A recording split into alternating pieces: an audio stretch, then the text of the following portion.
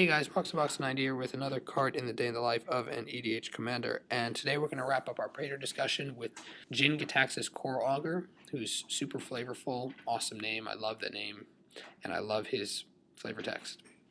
So what is he? He is 8 colorless and 2 blue, a 10 CC cost, making him the most expensive of the Praetors for a 5/4 flash, which is already what? But okay. At the beginning of your end step, draw 7 cards.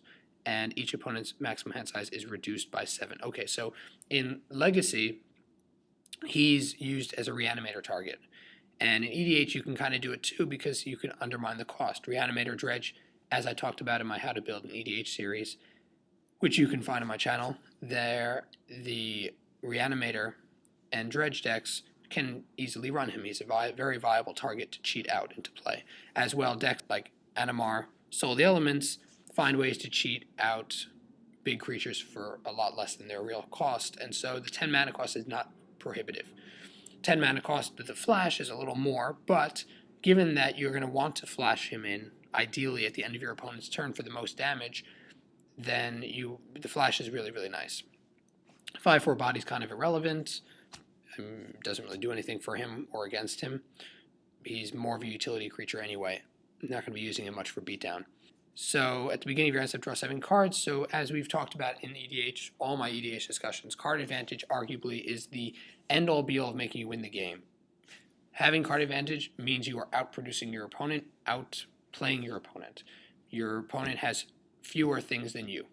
That's overall card advantage. It doesn't mean drawing more cards, because yeah, you draw more cards than your opponent, you get more things than your opponent, you often win that way.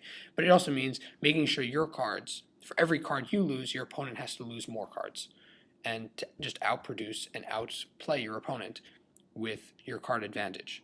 That's a really big deal. So he gives you draw 7 cards every turn. So that's insane. That often can win the game right away. Cards like Grizzlebrand are coming up that you can also run that do a similar sort of thing. I like Grizzlebrand because it's not forced every turn. So I talked about Grizzlebrand in my Avacyn Restored special episode, and you kind of get an idea that he does the same sort of thing, and it's really awesome. Sorry for the plane overhead. So the issue with the drawing 7 cards, though, is you can eventually deck yourself, but usually by then you've won, because there are many cards in EDH that allow you to draw that many cards, 7 cards or more a turn, and you win extremely quickly in comparison to those who can't draw 7 cards. So the maximum hand size reduced by 7 is not such a big deal. It's good, it's not great, because by later game, most people have a Reliquary Tower or a Spellbook or Praetor's Council they've used, some way they've made themselves have infinite hand size, and so reducing that hand size by 7, infinity minus 7 is kind of irrelevant in the long run. But if you're playing decks that cheat him out very quickly, then like Reanimator in Legacy, you can easily crush your opponent's hand size, and once opponent's hand size is reduced to 1, they basically lose the game. He's a bit restrictive in that sense, but usually in EDH that's not how he functions, and so I would say he's totally runnable. He has no real protection, so like the rest of the Praetors, and he's just a really powerful card. He'll see most play in Reanimation, Dredge, and Power Beatdown that cheapens creatures, but he's a bit expensive anywhere else. But you can run him. And in single player, multiplayer, it doesn't really matter, I think. In single player, it'll be more annoying, just by definition, because there'll be fewer ways to deal with him.